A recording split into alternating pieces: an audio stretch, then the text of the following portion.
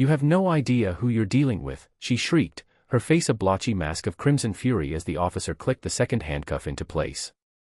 "I will own you. I will own this entire neighborhood." It was a bold statement, considering she was currently being arrested for grand larceny, embezzlement, and a handful of other felonies on my meticulously documented evidence. I just stood there, leaning against the doorframe of the community clubhouse, and took a slow sip of my lukewarm coffee. "Carol," I said, my voice calm enough to cut through her hysteria. "You don't even own the pot you planted those dying petunias in out front. The bank does." Her scream was the sweetest sound I'd heard in a year. But I'm getting ahead of myself. This whole mess didn't start with handcuffs and a satisfying public meltdown. It started with a color. Specifically, a shade of gray called Silent Storm. It began a year after Helen passed. The house felt like an echo chamber, every empty room a reminder of the life we were supposed to live out together. Our kids were grown and gone, building lives of their own across the country. It was just me and the ghosts. So, I sold the place we'd built our family in and bought a smaller house in a community called Maple Creek Estates. On paper, it was perfect. Quiet, well-maintained, with mature trees and a small lake. It promised peace, a place where I could finally just be. A place to tend the garden Helen had designed for me before she got sick, a final blueprint of her love sketched out on paper. I'm a structural engineer by trade, I deal in concrete and steel, in load-bearing capacities and stress tolerances. Her world was soil and sunlight, petals and thorns. That garden was the last project we worked on together. The house needed some work, but the backyard was a perfect canvas. It had a small, dilapidated shed in the corner. My first project was to restore it, turning it into a proper potting shed where I could store my tools and listen to the ballgame on an old radio. I rebuilt the frame, put on a new roof, and gave it a fresh coat of paint. Silent Storm. It was the color Helen had picked out, a soft, calming gray that looked beautiful against the deep green of the lawn. That was my first mistake. I was out there one Saturday, admiring my handiwork, when a golf cart came zipping down the sidewalk and screeched to a halt right at the edge of my property line. A woman with a helmet of blonde, hairsprayed hair and a visor pulled down so low it practically touched her nose stepped out. She wore a pastel pink tracksuit that screamed, "I have time and money to make everyone else miserable."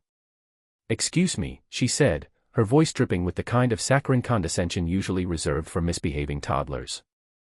"I'm Carol, the president of the Homeowners Association." "Nice to meet you," I said, wiping my hands on a rag. "I'm David." She didn't offer a hand. She just pointed a perfectly manicured finger, tipped with a French manicure that looked sharp enough to be classified as a weapon, at my shed. "That color is not on the approved palette." I blinked. The shed color.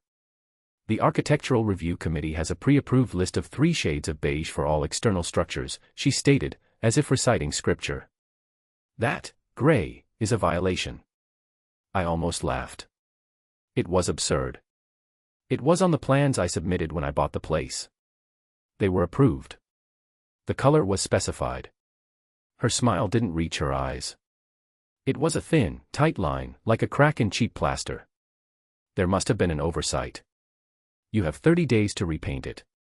Failure to comply will result in a fine of $50 per day." She didn't wait for a response. She just climbed back into her golf cart and sped off, leaving me standing in my yard, staring at the beautiful gray shed Helen had chosen. It was a petty, ridiculous power play, and right then, I decided I wasn't going to play her game. My peaceful retirement was already under siege. I did my due diligence. I dug out the paperwork from my closing. Sure enough, there it was, my plan for the yard, including the shed restoration, with a paint chip labeled Silent Storm stapled to the page, and a big, fat, approved stamp from the ARC, dated 3 months prior. I made a color copy, highlighted the relevant sections, and mailed it to the HOA board via certified mail, with a polite but firm letter explaining that the color was, in fact, approved. I thought that would be the end of it. How naive I was. A week later, I received a formal violation notice in the mail. The $50 a day fine was official. It was signed by Carol. It was as if my letter, my evidence, my appeal to simple reason had never existed. She was just ignoring reality and forging ahead. It wasn't about the color. It was about control. She was testing her foundation, and I was the ground she was building on. The harassment started subtly. My morning newspaper would be missing from the driveway. Then it would be found, soggy and torn, under a bush. My trash cans would be knocked over on windy nights, a little too consistently to be accidental. These were minor annoyances, the kind of things you couldn't prove but you just knew. Then she escalated. She started posting on the official Maple Creek Estates community Facebook page. She never used my name directly, but it was obvious. A reminder to all residents that adherence to the community bylaws is what keeps our property values high. Some new residents seem to believe the rules don't apply to them. An unapproved gray structure, for instance, can be an eyesore that affects everyone. Comments trickled in from her sycophants. So true, Carol. Thanks for staying on top of things. Some people have no respect. I was being painted as a pariah, a troublemaker who was single-handedly dragging this pristine neighborhood into the gutter, all because of a painted shed. I tried to reason with her one more time. I saw her at the community mailbox and approached her calmly, holding the approved plans. Carol, can we please talk about this? I have the approval right here. It's a simple mistake. She looked at the paper in my hand as if it were a dirty tissue. The committee has reviewed the matter and found that the initial approval was granted in error, she said, her voice cold. The decision stands. You need to repaint the shed. An error? On what grounds? I pressed. On the grounds that I say so, she snapped, her mask of civility slipping. I am the president. My job is to protect this community from people like you who think they can do whatever they want. Now if you'll excuse me, I have important things to do. She turned and walked away, leaving me standing there with my proof in my hand, utterly useless against the sheer force of her tyrannical will. The fines kept accumulating. The daily notices were a constant, passive-aggressive presence in my mailbox. I was already over $1,000 in the hole for the crime of using an approved paint color. The turning point came on a Tuesday. It was the day that transformed my simmering frustration into a cold, hard resolve. It was the day she went after the roses. Next to the shed were 3 climbing rose bushes. They were Helen's pride and joy, a variety called Eden with big, cabbage-like blossoms that were creamy white with delicate pink edges. She'd won a blue ribbon for them at the county fair 2 years before she died. Tending to them felt like a conversation with her. They were the most precious, living part of her memory I had left. I came home from a meeting with a client to find a landscaping truck parked on the street in front of my house. A couple of guys were in my backyard with hedge trimmers. And Carol was there, directing them, pointing at the rose bushes. My blood ran cold. I parked my car and sprinted into the yard. What the hell is going on here? They had already started. Several of the main canes were hacked off, lying bleeding on the grass. The beautiful, arching shape of the bushes was mangled. Carol turned to me with a triumphant smirk. Article 7, Section 4 of the bylaws. All shrubbery must be maintained and cannot impede on common areas or structures. Your roses were overgrown and touching the unapproved shed. You're destroying them. I shouted, my voice shaking with a rage I hadn't felt in years. These aren't just bushes. They are a violation, she said flatly. The HOA has contracted this service to bring your property into compliance. You will be billed for the labor, of course. I stood there, staring at the butchered remains of my wife's roses. The scent of cut leaves and crushed petals filled the air. It felt like a physical assault. She hadn't just cut some branches, she had taken a blade to my heart.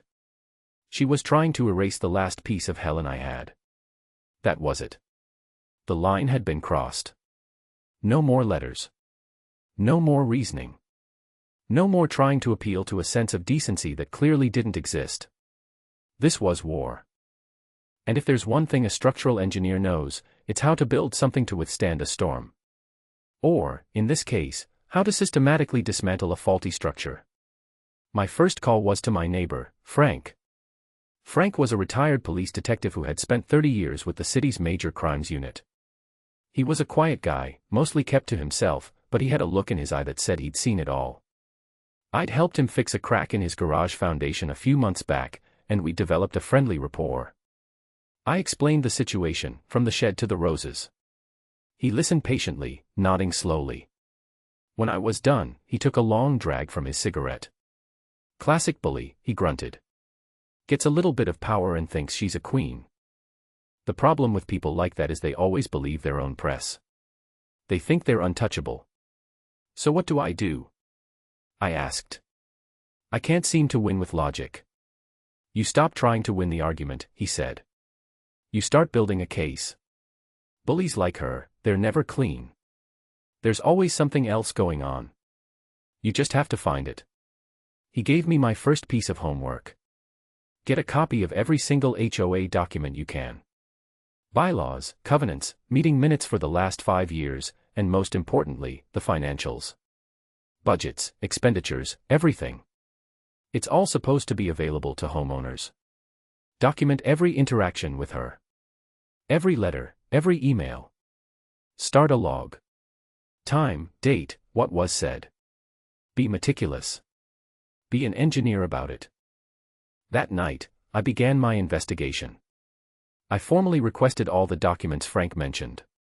The HOA was legally obligated to provide them, and to my surprise, they did, sending me a massive zip file full of PDFs. Carol probably thought I wouldn't bother to read them, or wouldn't understand them if I did. She underestimated me. For the next week, I spent my evenings poring over the documents. It was as tedious as reviewing concrete composition reports, but my anger fueled me. I cross-referenced bylaws, I read through years of mind-numbing meeting minutes about holiday decorations and lawn maintenance schedules. Then I got to the financials. And that's when I found it. At first, it just looked like sloppy bookkeeping. But the pattern was too consistent. There were huge, recurring payments to a vendor called Evergreen Solutions LLC. The line items were vague: community beautification, landscape enhancement, seasonal planting. The amounts were staggering, tens of thousands of dollars every quarter. I did a quick search online for Evergreen Solutions. It had a bare-bones website with stock photos of flowers. No address, just a P.O. box. I ran a corporate records search. The company was registered just 2 years ago, right after Carol became HOA president. The registered agent? A woman named Carol Miller. Miller. It took me a minute, but a quick public records search confirmed it. Miller was Carol's maiden name. My heart started pounding. This wasn't just a power trip. This was fraud. She was funneling HOA dues into a shell company she controlled. The community beautification was her own bank account. The butchering of my roses wasn't just a spiteful act, I was billed for it, and that money went right back into her pocket. She had created a system where she could harass residents into violations, then profit from the solution. It was a perfect, self-sustaining machine of petty tyranny and criminal enrichment. This changed everything. This wasn't about a shed anymore. This was a felony. I now had a target, but I needed more than just a paper trail. I needed to catch her in the act. I needed undeniable, irrefutable proof of her harassment, something that would stand up in court and, more importantly, in the court of public opinion within the neighborhood. I began to formulate a plan. I called it Project Bedrock. The goal was to build a foundation of evidence so solid that when I was ready, her entire house of cards would collapse into a pile of dust. It would be methodical, precise, and poetic. Phase 1 was surveillance. Frank had given me strict advice on this. As long as the cameras are on your own property and not pointing into a place where someone has a reasonable expectation of privacy, like a bedroom window, you're golden, he'd said. I didn't buy off-the-shelf cameras from a big box store. I used my engineering mindset and sourced components for a custom system. I wanted high-resolution, wide-angle lenses, excellent night vision, and crystal-clear audio. Most importantly, I wanted a system that didn't rely on a local recorder she could steal. Everything would be uploaded instantly and securely to a cloud server. She could rip the cameras off the wall, and it wouldn't matter. The footage would already be safe. I installed 4 of them. One was disguised as a birdhouse, aimed directly at the shed and the rose bushes. Another was hidden in a porch light fixture, covering my front door and driveway. A third was a tiny pinhole camera in my doorbell. The fourth was inside my garage, pointing out the window, giving me a different angle on the front of the house. The setup was discreet. You wouldn't notice them unless you were looking for them, and even then, it would be tough. With the cameras in place, it was time for phase 2, setting the trap. I needed to bait her. I needed to give her a new, irresistible violation to fixate on. I went to a garden supply store and bought the most ridiculously tacky, brightly colored garden gnome I could find. He had a goofy smile, a pointy red hat, and was holding a little fishing rod. According to Article 9, Section 2 of the bylaws, a section I now knew by heart, lawn ornaments of a whimsical or fantastical nature are strictly prohibited. It was a perfect, petty rule that I knew Carol would enforce with religious fervor. I placed the gnome right next to my shed, in the shadow of the silent storm gray paint that had started it all. I positioned him so he was in perfect view of the birdhouse camera. Then, I waited. I didn't have to wait long. Less than 24 hours later, a new violation notice appeared in my mailbox. Subject: unapproved lawn ornament. The fine was another $25 a day. I ignored it. I let the gnome, who I had named Buster, stand his ground. I let the fines accumulate. I knew Carol's ego wouldn't let it stand. She couldn't tolerate such open defiance. She would have to act. For 3 days, nothing happened except the daily delivery of the fine notice. I started to wonder if I had miscalculated. Maybe she would just bury me in fines and not take the bait. Then, on the 4th night, it happened. I was sitting in my living room, reviewing the day's footage. It was almost 11 p.m. The camera feed was quiet, just a gentle breeze rustling the leaves. Then, a motion alert pinged on my phone. I watched the live feed from the birdhouse camera. A figure dressed in dark clothes was creeping across my lawn. It was her. Even with a baseball cap pulled down low, there was no mistaking that self-important, stiff-backed walk. She marched right up to the gnome, looked around furtively, and then ripped Buster out of the ground with a vicious tug. She held him up for a moment, as if admiring her kill, before tucking him under her arm. But she wasn't done. She pulled a can of spray paint from her jacket pocket. My heart hammered in my chest. This was even better than I had hoped. She shook the can, the rattling sound clearly picked up by the camera's microphone. Then, she turned to my beautifully painted shed and, in big, sloppy red letters, sprayed a single, vulgar 4-letter word across the door. She stood back, admiring her handiwork for a second, then turned and scurried back across the lawn, disappearing into the darkness. I sat there in stunned silence, a slow, grim smile spreading across my face. I had her. Trespassing. Theft. Vandalism. All in crystal clear, high-definition video with perfect audio. It was beautiful. It was a masterpiece of self-incrimination. My first instinct was to call the police immediately. But Frank's voice echoed in my head. Don't just win the battle. Win the war. A police report was good, but public humiliation was better. This was a weapon, and it needed to be deployed with tactical precision. The annual HOA meeting was scheduled for the following week. It was the perfect venue. The next morning, I walked outside and made a show of discovering the vandalism. I called the HOA management company to report it, my voice full of feigned shock and outrage. I knew the message would get directly to Carol. I wanted her to know I knew, but not how I knew. I wanted her to squirm. The week leading up to the meeting was tense. Carol avoided me completely. The daily violation notices stopped. The neighborhood Facebook page went silent. It was the calm before the storm. I spent my time preparing. I edited the video footage into a short, devastating clip. I prepared my notes, my copies of the financials, and my analysis of the Evergreen Solutions fraud. I was building my case like I would design a bridge, every support calculated, every stress point anticipated. The night of the meeting, the community clubhouse was packed. These meetings were usually dull, sparsely attended affairs, but Carol had apparently whipped the community into a frenzy, posting on the Facebook page that there was a serious issue with a non-compliant resident that threatens the integrity of our community. She was setting the stage for my public execution. She had no idea she was building her own gallows. I took a seat in the back row and waited. Carol, sitting at the head table with the other board members, looked smug and confident. She ran through the agenda: pool maintenance, budget review, holiday decorating committee. Then, she got to new business. As many of you know, she began, her voice resonating with false gravity. "We have a resident who has repeatedly and willfully violated our community's bylaws." She looked directly at me. "Mr. David Miller has refused to comply with the architectural standards regarding his shed, has installed unapproved lawn ornaments, and has been openly hostile when approached." A murmur went through the crowd. "This kind of behavior cannot be tolerated," she continued, her voice rising. "It undermines the very fabric of our community. Therefore, the board has voted to levy the maximum possible fines and to place a lien on his property until he comes into compliance." She looked at me, a triumphant glint in her eye. "Do you have anything to say for yourself, Mr. Miller?" It was my cue.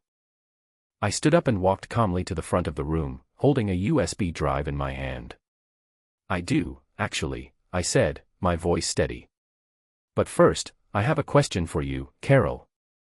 I turned to face the audience. "Last Tuesday night, my property was vandalized. My shed was spray-painted with an obscenity." Carol scoffed. "And you're suggesting the HOA had something to do with that? That's a serious and baseless accusation." "I'm not suggesting anything," I said. "I'm just wondering if you, or anyone on the board, has any idea who might have done it." "Of course not," she snapped. "We are not responsible for random acts of vandalism. Perhaps if you cultivated better relationships with your neighbors, these things wouldn't happen." The implication was clear: I deserved it. "I see," I said softly. "Well, since you don't know who did it, maybe this will help." I walked over to the large TV and projector system the HOA used for presentations. "I have some security footage from that night. I was hoping we could all watch it together. Maybe someone will recognize the perpetrator." A flicker of panic crossed Carol's face, but it was gone in an instant, replaced by a mask of arrogant defiance. She probably assumed it was some grainy, useless footage. She didn't know about my custom, cloud-based, high-definition system. I plugged the drive into the laptop. The room went quiet. I hit play. The video was perfectly clear. The image of the dark-clad figure creeping across my lawn filled the screen. A collective gasp went through the room as she ripped Buster the gnome from the ground. Then came the unmistakable rattle of the spray paint can. When the bright red letters appeared on my shed door, the room erupted in murmurs. Everyone recognized her. The baseball cap did nothing to hide her profile, her distinctive walk. I paused the video on a perfect close-up of her face, illuminated for a moment by a neighbor's porch light. The silence in the room was absolute. It was thick and heavy, like wet concrete. Carol was frozen, her face pale, her mouth slightly agape. The other board members stared at her in horror.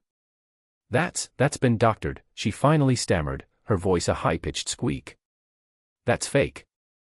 He's trying to frame me." "Is it fake, Carol?" I asked calmly. "Is it fake that you've been fining me $50 a day for a paint color that was approved in writing before I even moved in?" I held up the approved document for all to see. "Is it fake that you sent a landscaping crew to destroy my late wife's prize-winning roses under the guise of a non-existent bylaw?" My voice cracked with genuine emotion on that line, and I could see looks of sympathy on the faces in the audience. She just kept sputtering. "Lies. All lies. He's a vindictive, horrible man." Her denial was so frantic, so unhinged, that it only served to confirm her guilt. Her social credibility, the foundation of her power, was cracking right before everyone's eyes. She had lost the room. But I wasn't done yet. I still had my ace in the hole. The fraud. "But the vandalism is really the least of your problems, isn't it, Carol?" I said, my voice dropping. "Let's talk about evergreen solutions." If she was pale before, now she was as white as a ghost. The name clearly hit her like a physical blow. I didn't have time to present the financial evidence. She knew what was coming. She completely lost control. "This meeting is over," she shrieked, banging a gavel on the table. "This is an illegal attack. I will sue every single one of you for defamation." She stood up, pointed a trembling finger at me, and screamed, "You will regret this. I will destroy you. I'll have you thrown out of this neighborhood." She had dug her own grave. Now, she was just kicking more dirt onto her own coffin. The meeting dissolved into chaos. People were shouting, arguing. Carol stormed out of the clubhouse, a whirlwind of impotent fury. I knew what would come next. A cornered animal is the most dangerous. Her public humiliation would trigger a vicious, desperate retaliation. And I was ready for it. The very next day, 2 police officers showed up at my door. "Sir, we've received a complaint from a Carol Peterson," the older officer said, his face unreadable. "She alleges that you threatened her last night after the HOA meeting." I almost smiled. It was so predictable. "She's lying," I said calmly. "I have a full audio recording of the entire meeting.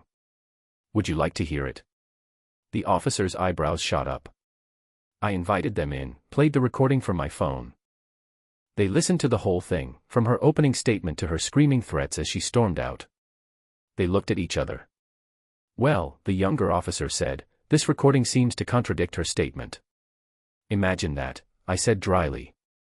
They thanked me for my cooperation and left. The false police report was another nail in her coffin. But she wasn't done. 2 days later, I got a call from my boss, the head of my engineering firm. "David," he said, his voice grave. "I just got a very disturbing email about you. It's from the president of your homeowners association." My blood ran cold for a second. Attacking my livelihood was a low blow, even for her. "She's making some pretty serious accusations," he continued.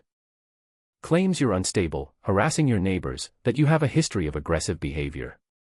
She's concerned for the safety of the community." This was her nuclear option. She was trying to get me fired, to ruin my professional reputation. "John," I said, keeping my voice as level as I could. "It's a long story, but the woman is unhinged and is retaliating against me for exposing her for vandalism at a public meeting. I have video evidence of everything." Thankfully, I had worked with John for 20 years. He knew me. "I figured as much," he said with a sigh of relief. "She just has that crazy tone. Don't worry about it, David. We've got your back. Just try to get it sorted out." The smear campaign was failing, but her desperation was escalating. I knew she'd come for the cameras. It was the only logical next step for her. The footage I showed at the meeting was her biggest immediate threat. In her mind, if she could destroy the source, she could destroy the evidence. I checked my camera feeds obsessively. For a few days, nothing. Then, on a bright, sunny Saturday afternoon, it happened. I was at the grocery store when I got the motion alert. I pulled up the live feed on my phone, my heart pounding with a mixture of excitement and dread. There she was. In broad daylight. She marched up my driveway like she was invading a foreign country. She was wearing yellow rubber gloves, the kind you use to wash dishes, as if that would somehow protect her from the consequences of her actions. She went for the porch light camera first. She climbed up on my porch railing, wobbling precariously, and fumbled with the fixture. The camera captured a perfect, high-definition close-up of her face, contorted in a grimace of effort and rage. After a minute of struggling, she ripped it loose, wires sparking. Next, she went for the birdhouse. She grabbed it and twisted it, trying to pull it off the post. The camera angle went wild, showing the sky, the ground, her grunting face. The audio was a symphony of her strained breathing and muttered curses. Finally, with a loud crack of wood, it came off in her hands. She stood there in my yard, holding the 2 destroyed cameras like trophies. She had a look of pure, triumphant hatred on her face. She had no idea that every single second of her crime was being streamed to a secure server 1,000 miles away. She had no idea she was holding the very tools of her own destruction. I saved the footage, downloaded a copy, and backed it up in 3 different places. This was it. This was the final, undeniable proof. Theft, destruction of property, on top of everything else. It was a prosecutable felony. But the universe decided to give me one more gift. That evening, my doorbell rang. Not the camera doorbell, she had ripped that off too, though not before it captured her doing it. It was the old, simple one. I looked through the peephole and saw a young man I didn't recognize, probably in his early 20s. He looked nervous. I opened the door. "Can I help you?" "Are you David Miller?" he asked, his voice quiet. "I am." He took a deep breath. "My name is Kevin Peterson." Carol is my mother. I was speechless. I need to talk to you, he said, glancing around nervously. Can I come in? I let him in, and we sat in my living room. He looked distressed, ashamed. I saw the video from the meeting, he began. A neighbor sent it to me. And I can't let this go on. He explained that he had been estranged from his mother for years. Her controlling nature and her casual cruelty had driven him away. She's always been like this, he said, his voice full of pain. But this is different. This is criminal. Then he dropped the bombshell. I know about Evergreen Solutions, he said. She tried to get me involved a couple of years ago. To be a silent partner. I refused. I knew it was shady. He pulled a flash drive from his pocket, the same type I had used at the meeting. It felt symbolic. My dad, before he left her, was meticulous about their finances. He kept copies of everything. After he passed away, I got all his old files. I found these last year when I was cleaning out his storage unit. I didn't know what they were for, but after seeing the video, I put it all together. He handed me the drive. These are bank statements. From the Evergreen Solutions account, and from her personal account. They show the deposits from the HOA, and then direct transfers, thousands of dollars at a time, from Evergreen to her. It's all there. Dates, amounts, everything. I stared at the small piece of plastic in my hand. It was the final piece of the puzzle. The smoking gun. It proved the motive for everything. It elevated this from a neighborhood dispute to a major fraud case. Why are you doing this? I asked him, genuinely curious. He looked me in the eye, his own eyes glistening. Because it's the right thing to do. And because she destroyed my father. I won't let her destroy anyone else. The next morning, I called Frank. I met him for coffee and laid out everything I had. The videos of the vandalism and the theft. The audio recording of the meeting. The false police report. And now, the bank statements from her son. Frank looked through the files on my laptop, a slow whistle escaping his lips. Kid, he said, using his old cop vernacular. This isn't a case. This is a slam dunk. It's a gift-wrapped conviction.